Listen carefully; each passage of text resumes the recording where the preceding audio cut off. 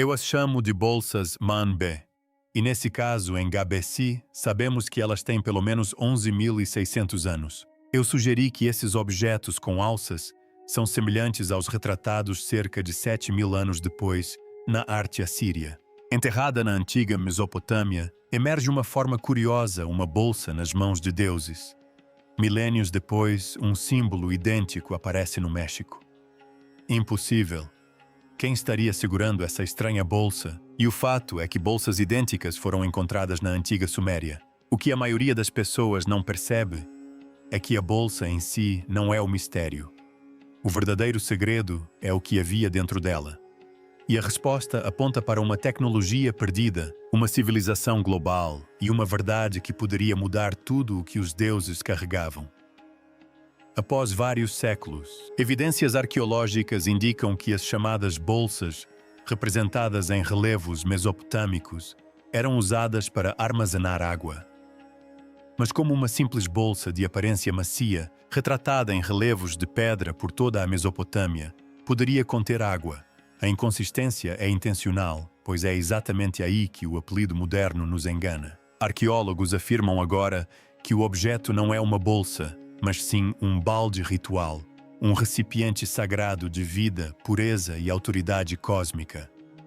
A descoberta crucial ocorreu em Balawat, perto da antiga cidade assíria de Imgur e Lil.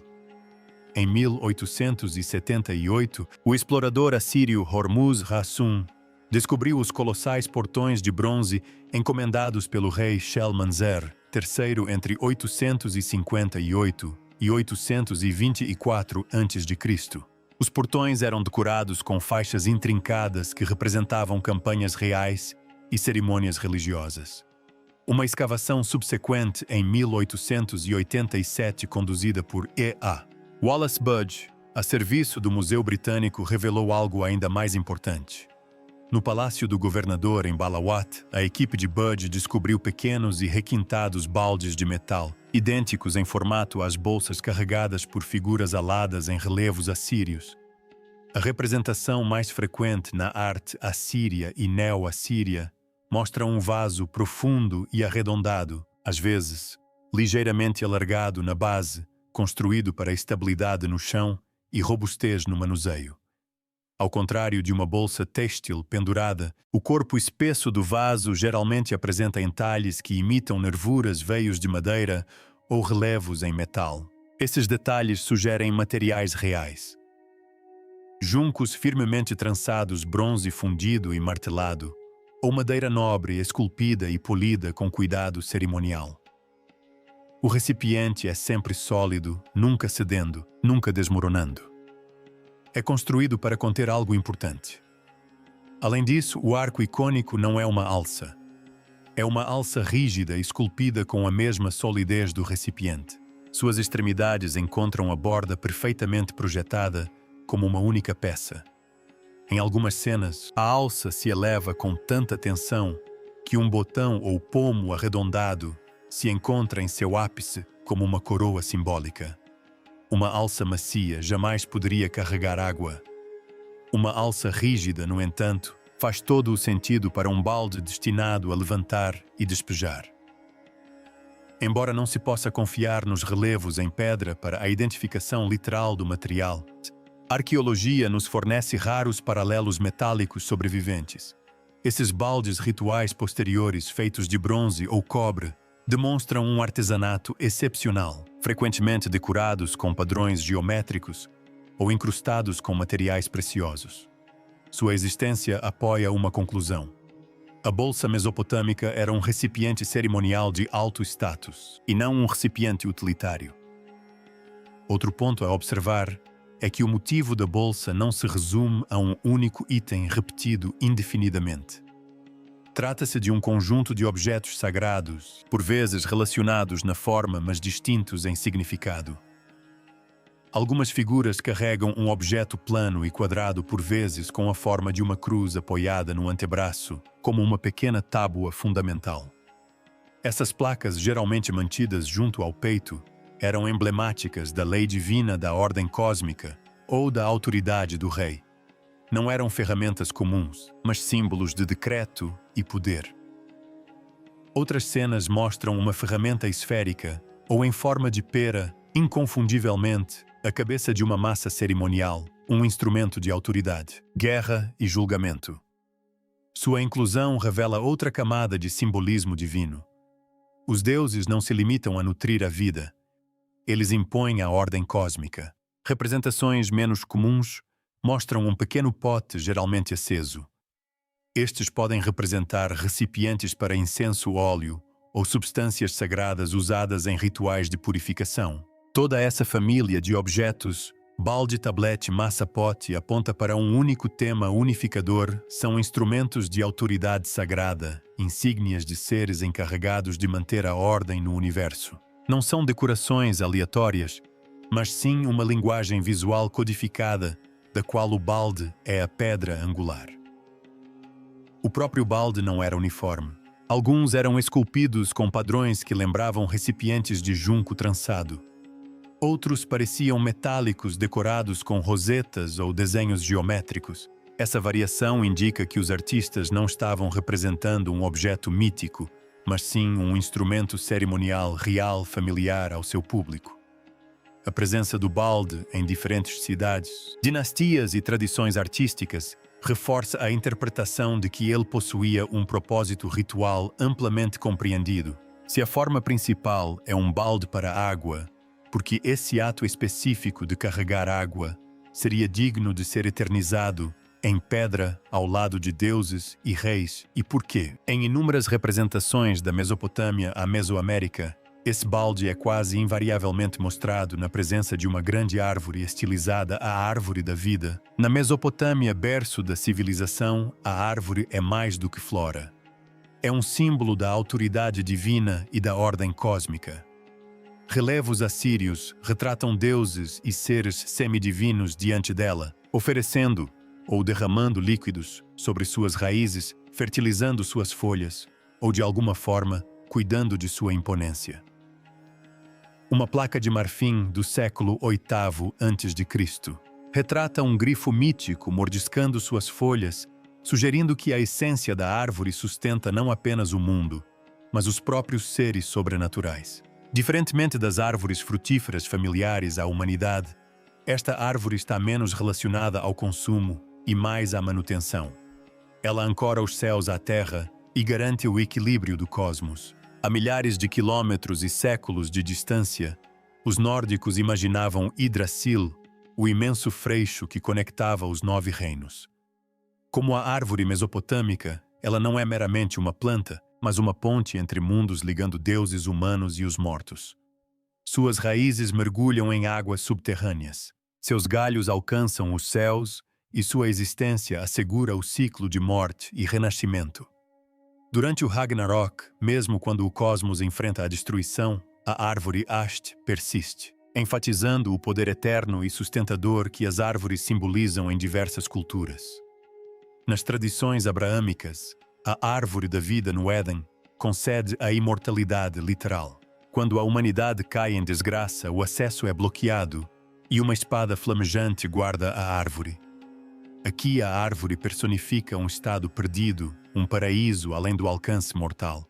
De forma semelhante, os celtas reverenciavam árvores sagradas no centro de seus assentamentos, como portais para o outro mundo, conectando os vivos aos seus ancestrais e enfatizando os ciclos de vida, morte e renascimento.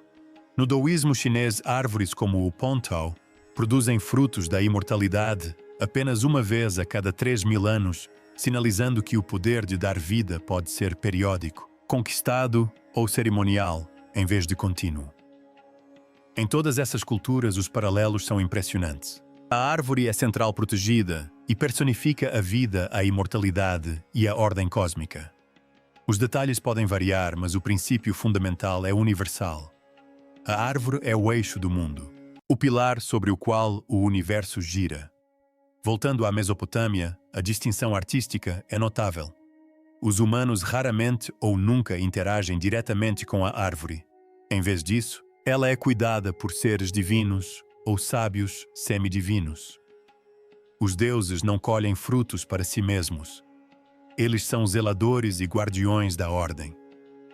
O balde em suas mãos é o conduto da vida, o meio pelo qual flui a vitalidade do cosmos. Essa relação entre balde e árvore é consistente e intencional. A água não é apenas simbólica. Ela é funcional dentro da imagem, uma representação visível da vida, sendo distribuída, purificada ou mantida.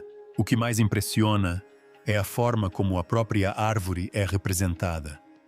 Suas folhas, frutos e troncos são estilizados frequentemente geométricos e nunca puramente naturalistas. Essa abstração sinaliza que a árvore é tanto conceitual quanto literal, representando não apenas um organismo vivo, mas também a estrutura da existência, as leis da ordem e a distribuição do poder divino. O motivo do balde e da árvore não se limita à Mesopotâmia. Variantes aparecem na arte e na arquitetura em todo o mundo, sugerindo uma compreensão compartilhada do fluxo da vida e da necessidade de proteção ritual. Em cada cultura, a árvore ocupa uma posição de destaque, inspirando atenção e reverência. O balde ou recipiente pode diferir em forma, mas a centralidade da árvore é constante. Se a árvore da vida é a fonte e o balde contém sua essência, qual é então a função do fruto? Na outra mão do Deus, é o fruto da árvore, uma simples maçã da imortalidade, ou sua forma texturizada e marcante nos indica algo completamente diferente. Não o objetivo do ritual, mas a ferramenta que o torna possível. A pinha. Nas esculturas que exploramos, os deuses ou sábios divinos nunca são mostrados sozinhos. Uma mão segura o balde de água, a essência da própria vida. Na outra, seguram um pequeno objeto com uma textura peculiar. Para os olhos modernos, assemelha-se a uma pinha. E por séculos, estudiosos e entusiastas têm especulado: poderia ser este o fruto da árvore da vida? À primeira vista, a teoria parece plausível. Em diversas culturas, árvores sagradas produzem frutos sagrados, as maçãs douradas de Adun e Normith, os pêssegos da imortalidade na China Daoist, ou as romãs das tradições gregas e persas. Tais frutos simbolizam a vida, a renovação e a imortalidade. Se a árvore é a fonte da vitalidade divina, é natural supor que o objeto na mão da divindade seja a colheita colhida diretamente da própria árvore. O balde serviria, então, como recipiente para sua essência vital, e a pinha seria a recompensa tangível do ritual, o fruto a ser consumido ou oferecido. Contudo, surge um problema quando consideramos a intenção artística e a clareza simbólica. Os artistas da antiga Mesopotâmia conseguiam representar ideias complexas com uma clareza inconfundível. Cada curva, cada detalhe e cada objeto tinha um significado. Quando o objetivo era representar frutas, eles escolhiam formas arredondadas, maçãs, pêssegos, romãs ou figos. Esses elementos eram universalmente compreendidos como representações de nutrição, vida e abundância. A pinha, em contraste, é fibrosa, escamosa e alongada. É irregular, pontiaguda e distintamente oblonga, uma forma que não está associada ao consumo ou a frutos que dão vida. Se os artistas pretendessem que o objeto representasse um fruto, teriam-no retratado como redondo liso e imediatamente reconhecível. Sua forma incomum sugere um propósito completamente diferente, enraizado não no que é colhido, mas no que é realizado. Essa discrepância levou os pesquisadores a reconsiderarem a pinha em sua totalidade. E a partir daí surgiram diversas teorias. Como mencionado, a pinha poderia ser um fruto simbólico da imortalidade, talvez estilizado deliberadamente. Os defensores dessa visão argumentam que os antigos não se preocupavam com a precisão botânica. Em vez disso, as escamas da pinha podem representar as múltiplas camadas da vida, do crescimento e da regeneração, tornando-a um fruto metafórico em vez de literal. Isso se alinha com mitos globais, onde árvores sagradas produzem frutos únicos, às vezes fantásticos.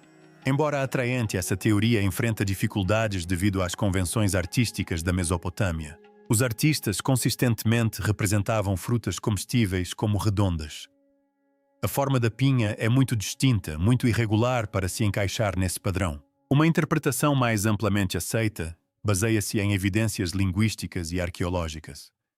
A palavra acadiana para pinha é maleu, que significa purificador ou aquilo que limpa. Essa terminologia transforma o objeto de uma fruta em um instrumento funcional. Na prática, trata-se de um aspersor mergulhado na água sagrada do balde e usado para aspergir, purificar e santificar reis, estátuas ou a base da própria árvore da vida. As escamas texturizadas da pinha são ideais para dispersar o líquido uniformemente. Outra interpretação enfatiza a pinha como um meio simbólico, uma ponte entre os reinos divino e terreno. O balde fornece a vida. A árvore incorpora a fonte e a pinha canaliza essa vida para fora em um ato deliberado e controlado. Nessa interpretação, a pinha representa o mecanismo de purificação e bênção, e não a pinha em si. O poder do Deus não reside simplesmente em conter a água, mas em aplicá-la corretamente com a pinha, atuando como instrumento de manutenção cósmica. As evidências apontam de forma esmagadora para a pinha como um implemento ritual e não como um fruto literal. Contudo, a escolha de representá-la com tanta proeminência levanta uma questão profunda. Por que esse pequeno objeto é tão central na iconografia divina? Os deuses não estão simplesmente segurando água.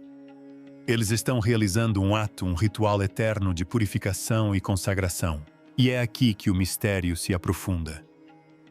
Se a pinha é o purificador, o balde a fonte da vida, o que isso revela sobre os próprios deuses seriam meros símbolos governantes distantes da criação, ou sua representação repetida, realizando um ato sagrado, preciso, sugere algo mais. Que esses seres eram guardiões do conhecimento e do ritual, sábios encarregados da manutenção da ordem cósmica. De deuses a sábios. Os deuses mesopotâmicos não são figuras passivas congeladas em pedra. Eles são praticantes de alta cerimônia. Essas figuras, frequentemente identificadas como os Abkalu, são representadas com asas ou formas com cabeça de pássaro, símbolos há muito associados à sabedoria divina, vigilância e autoridade intermediária. Evidências textuais de tabuletas cuneiformes descrevem explicitamente os Abkalu como 7 sábios semidivinos enviados pelo deus Enki antes do grande dilúvio para ensinar à humanidade a lei, a agricultura, a arquitetura e as artes da civilização. Antes que o significado das pinhas fosse decifrado, podia-se interpretar essas imagens como mostrando os deuses retirando água diretamente da árvore da vida para si mesmos. Tal leitura implicaria que a água da árvore conferia imortalidade pessoal, retratando as figuras como imortais solitários que sustentavam sua própria existência eterna. Esses seres são guardiões da ordem divina, encarregados de transferir a essência vital da árvore não para si mesmos, mas para reis, estátuas e locais sagrados. Sua autoridade é exercida por meio de ações cerimoniais, não pelo consumo. Evidências arqueológicas corroboram essa interpretação. Em palácios assírios como Nimrud, durante o reinado de Ashural II, relevos mostram Akkalu alado, segurando o balde bandu em uma mão, e a pinha na outra, posicionados sobre a cabeça de um rei, uma estátua, ou a base de uma árvore sagrada. A representação repetida desse gesto é deliberada, pois se trata de uma libação ritual em movimento. A aspersão de água consagrada como parte de cerimônias de purificação é conhecida como mispi, que se traduz aproximadamente como a lavagem da boca de estátuas divinas. Acreditava-se que essas cerimônias ativavam a presença divina e protegiam o rei ou objeto da corrupção. Os Apkallu, portanto, são agentes de manutenção cósmica, executando rituais que sustentam a ordem espiritual e política. A iconografia enfatiza ainda mais sua sabedoria e autoridade. As asas, por vezes totalmente estendidas, denotam a capacidade de transitar entre os reinos para supervisionar tanto a esfera humana quanto a divina. As formas com cabeça de pássaro reforçam essa interpretação, simbolizando a percepção e a sabedoria celestiais. Esses indícios visuais sinalizam que os Apkallu operam tanto na dimensão física quanto na espiritual, executando seus deveres com um conhecimento que transcende a compreensão mortal. Cada aspecto de sua representação reforça seu papel como praticantes do conhecimento sagrado e não meras figuras mitológicas. Ao realizar essas cerimônias, os Upkalu servem como mediadores entre os humanos e o divino, guardiões de uma ordem cósmica que depende não da força, mas de ações rituais precisas. Eles canalizam a árvore da vida, usando sua água para santificar governantes e reforçar hierarquias sociais e espirituais. Os reis, por sua vez, participam desses rituais, frequentemente representados, recebendo a aspersão purificadora, simbolizando seu alinhamento com a autoridade divina e legitimando seu governo. Na base da crença mesopotâmica estava um princípio fundamental. Os humanos foram criados não como filhos amados dos deuses, mas como força de trabalho. Os mitos da criação, Atrahasis e Anuma Elish, são inequívocos a esse respeito. As divindades mais antigas, cansadas de trabalhar arduamente para se alimentar, moldaram a humanidade a partir de uma mistura de argila e o sangue de um deus rebelde morto. O propósito dos humanos era trabalhar a terra, cultivar plantações, construir templos e oferecer sacrifícios para sustentar o panteão divino. Isso estabeleceu uma cadeia cósmica do ser com os deuses imortais acima e a humanidade mortal abaixo, existindo unicamente à mercê da vontade divina. Quando o barulho ou a quantidade de pessoas se tornavam um incômodo, os deuses não hesitavam em enviar pragas, secas ou um grande dilúvio para dizimar a população, como se vê na própria epopeia de Atrahasis. Essa condição de submissão fazia da imortalidade em seus próprios termos o prêmio máximo e inatingível para a humanidade. A mortalidade não era apenas um fato da vida, foi um trauma central. A epopeia de Gilgamesh, a obra literária mais antiga que sobreviveu até os dias de hoje, é fundamentalmente uma meditação de 4.000 anos sobre esse terror. O herói, o rei Gilgamesh, devastado pela morte de seu amigo Enkidu, embarca em uma busca desesperada pela vida eterna apenas para vê-la escapar de suas mãos na comovente conclusão da história. De forma semelhante, o mito de Adapa explica a mortalidade humana como um erro clerical cósmico. O sábio Adapa, enganado por seu deus patrono, Enki, recusa o alimento da vida oferecido no céu, privando assim todos os seus descendentes da imortalidade. Nessa cosmologia, a morte não era natural. Era um erro ou uma sentença. E a árvore da vida representava tudo aquilo de que a humanidade estava proibida. Assim, quando esse mesmo quadro ritualístico aparece na distante civilização mecânica, somos confrontados com uma questão impossível. Teria outra cultura completamente independente, desenvolvido não apenas uma bolsa de aparência semelhante, mas uma expressão visual idêntica para um conceito idêntico de sábios divinos, usando ferramentas sagradas para manter a ordem cósmica. A trama, como se costuma dizer, torna a espera ainda mais complexa. Para o olhar moderno, o desenho no pulso dos deuses é inequivocamente um relógio de pulso. Isso implicaria que, muito antes de existir qualquer mecanismo de medição do tempo, os antigos artistas mesopotâmicos já o representavam. Uma ideia que imediatamente causa estranheza, mas que não faz sentido. O tempo na Mesopotâmia era medido de maneira muito diferente. Os dias eram divididos pela passagem do sol pelo céu. As noites eram medidas usando relógios de água chamados clepidras ou observando as constelações. Os meses seguiam o ciclo lunar e os anos eram contados pelas chuvas reais ou pelas cheias dos rios. A precisão e a portabilidade necessárias para um relógio de pulso seriam totalmente desconhecidas. Não havia necessidade social nem tecnologia para medir minutos ou horas, muito menos segundos. Arqueólogos e historiadores observam que essa concepção errônea surge da projeção moderna. Nossa obsessão contemporânea com o tempo exato nos leva a ver o que não existe. Então, o que era esse misterioso objeto de pulso? Existem duas teorias principais baseadas em evidências materiais e análises visuais. Em primeiro lugar, selos cilíndricos eram amplamente utilizados na Mesopotâmia por pelo menos 3.500 anos antes da Era Comum. Eles eram gravados com desenhos pessoais, rolados em argila úmida para autenticar documentos e frequentemente serviam também como amuletos. Algumas pessoas de alto escalão usavam esses selos suspensos por cordões em volta do pulso ou antebraço. Quando esculpidos em relevos de pedra, o nó, o cordão e o selo podiam aparecer como um disco arredondado facilmente confundido com o mostrador de um relógio moderno. Selos cilíndricos foram encontrados em milhares de sítios arqueológicos, incluindo Ur-Mari e Nimrud, confirmando seu uso generalizado entre sacerdotes, reis e funcionários. Relevos assírios frequentemente retratam reis e figuras divinas, usando pulseiras largas e decoradas muitas vezes com um motivo de roseta. Estas não eram decorativas no sentido casual. Eram emblemas visuais de cargo ou autoridade sagrada.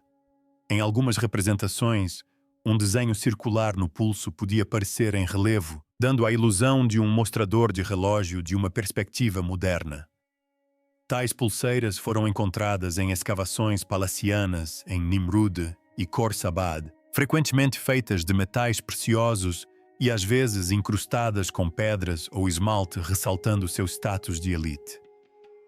Ambas as interpretações convergem para o mesmo ponto. O objeto no pulso simboliza autoridade e cargo, não a marcação do tempo. Isso comunica ao observador que a figura é alguém com responsabilidade ritual, conhecimento e dever sagrado.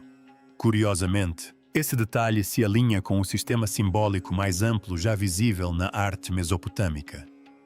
As figuras que seguram o balde e a pinha, interpretados como implementos rituais, são frequentemente os mesmos indivíduos representados com o objeto no pulso. Essa combinação sinaliza que o portador não é apenas um deus passivo, mas um agente ativo na manutenção da ordem cósmica. Cada elemento, o balde, a pinha, a pulseira, foi deliberadamente posicionado para transmitir hierarquia e função. Descobertas arqueológicas reforçam essa interpretação. As inscrições descrevem rituais elaborados envolvendo reis, sacerdotes e figuras semidivinas, onde ferramentas e gestos específicos demarcavam autoridade. Por exemplo, o Mississippi, ritual de lavagem bucal, consistia em aspergir água consagrada sobre estátuas ou membros da realeza, enfatizando a purificação e a legitimidade. Embora os relevos não mostrem todas as invocações proferidas, os objetos em suas mãos funcionam como símbolos concretos de cargo e função ritual. Outro aspecto fascinante é como o objeto no pulso reflete o nível de alfabetização e o poder administrativo. Os selos cilíndricos funcionavam como assinaturas essencialmente crachás de identificação pessoal em argila. Uma figura de alta posição representada com um selo no pulso indica que ela tem autoridade para autenticar, autorizar e supervisionar atos sagrados. Em combinação com o balde e a pinha, reforça a imagem de um ser divino e burocraticamente competente. Ainda mais impressionante é o contraste com as suposições modernas. Para o observador casual, o relógio sugere sofisticação mecânica. Para o mesopotâmico, ele transmitia autoridade, cargo e participação ritual. Interpretá-lo erroneamente como um mero relógio obscurece o verdadeiro propósito dos relevos. Eram ferramentas de ensino que codificavam a hierarquia de deuses, sábios e reis e demonstravam o desempenho adequado de deveres sagrados. Juntos transmitem uma mensagem. Essas figuras são guardiãs da ordem cósmica, realizando ações que sustentam o universo e abençoam a humanidade. Cada elemento do balde à pulseira é um símbolo deliberado de dever sagrado. Decifrada, a cena revela um sistema fechado perfeito de crenças mesopotâmicas, cuja aparição repentina em outro continente não é apenas intrigante, mas também revolucionária. Um símbolo global em um mundo desconectado. Historiadores descobriram uma anomalia impressionante nos desenhos antigos. Os mesmos objetos sagrados, um balde, um aspersor feito de pinha e braceletes de autoridade, aparecem em civilizações separadas por milhares de quilômetros e milênios. Como uma pose ritual tão precisa e complexa, pôde viajar da Mesopotâmia para as Américas, aparecendo na escultura Olmo, sem nenhum contato conhecido. Vamos considerar a cronologia. Em Göbekli, na Turquia, por volta de 9600 a.C., caçadores-coletores Esculpiram pilares monolíticos representando figuras aladas, segurando objetos notavelmente semelhantes ao kit ritual mesopotâmico. Na Mesopotâmia, por volta de 2500 a 600 a.C., relevos sumérios, acadianos e assírios formalizaram o motivo central para a realeza, a religião e a autoridade divina. Figuras monumentais de pedra na civilização. Mec, no México, também mostram uma pose surpreendentemente similar, com uma figura segurando um objeto que lembra uma bolsa, ecoando as representações mesopotâmicas. A anomalia é clara. Essas não são semelhanças casuais. A combinação de balde-cone e pulseira simbólica constitui uma espécie de código ritual específico, repetido em culturas que não deveriam ter se conhecido. Para explicar esse enigma, estudiosos propuseram 3 teorias principais. A primeira é a possibilidade de difusão de ideias. O símbolo teve origem no antigo Oriente Próximo, possivelmente em Göbekli, e espalhou-se lentamente pelo mundo através de migrações, comércio ou intercâmbio cultural. Ao longo de milênios, a postura ritual viajou evoluindo sutilmente, mas mantendo seus elementos essenciais. No entanto, as lacunas no registro arqueológico tornam esse caminho quase impossível de rastrear. E se forem invenções independentes, civilizações distintas confrontaram as mesmas questões existenciais: vida, divindade e purificação, e independentemente criaram soluções simbólicas semelhantes. O balde, o cone e a figura sagrada são artefatos lógicos para expressar esses conceitos. Contudo, a precisão da semelhança é difícil de acreditar. Mas, de acordo com a teoria do inconsciente coletivo de Carl Jung, certas imagens como a árvore do mundo, o sábio ou o recipiente da vida surgem espontaneamente nas culturas humanas. Ao abordar a importância da constituição e da hereditariedade na psicologia, Jung observou que motivos e símbolos mitológicos frequentemente surgem sem influência direta ou aquisição pessoal. Essas imagens primordiais ou arquétipos formam uma camada fundamental da psique humana, refletindo a vida psíquica herdada dos ancestrais desde os primórdios. Dentro dessa estrutura, símbolos recorrentes podem emergir independentemente em diferentes culturas, moldados por um inconsciente coletivo que carrega profundos padrões universais de significado. No contexto dessas imagens rituais, a teoria de Jung oferece uma maneira de entender por que a mesma combinação pode aparecer em civilizações tão distantes. Esses símbolos poderiam representar preocupações humanas fundamentais que se manifestam naturalmente a partir de estruturas psíquicas compartilhadas em vez de por meio de transmissão direta. Cada explicação ilumina parte do enigma, mas nenhuma o resolve completamente. Contudo, algo ainda mais intrigante sobre o aparecimento desses objetos continua a intrigar os pesquisadores. Por que um ritual tão complexo, com múltiplos objetos, apareceria consistentemente em regiões tão distantes? Historiadores notaram algo surpreendente nas representações antigas do motivo do balde e do cone. Embora apareça em vastas distâncias e períodos de tempo, está completamente ausente em diversas civilizações importantes que se esperaria que o tivessem adotado ou adaptado. Como uma imagem ritual tão precisa pode viajar milhares de quilômetros e séculos, ao mesmo tempo, ignorar regiões inteiras. Tomemos o Egito Antigo como exemplo. Apesar do forte contato cultural e comercial com a Mesopotâmia, a arte egípcia não mostra figuras realizando rituais de purificação com balde e cone. Os egípcios possuíam um rico repertório simbólico como o ancinho da vida, árvores sagradas, como o sicômoro associado a Hathor, mas a cena ritual em estilo mesopotâmico nunca aparece. Também na civilização do Vale do Indo, contemporânea da Mesopotâmia antiga, e com extensas redes comerciais, existem selos, estatuetas e esquemas urbanos que sugerem sofisticação ritual. No entanto, não há vestígios do motivo do balde e do cone. Embora as culturas grega e romana tenham herdado alguns mitos do Oriente Próximo, elas não adotaram a iconografia de figuras aladas com baldes e cones purificando árvores. Obrigado por assistir.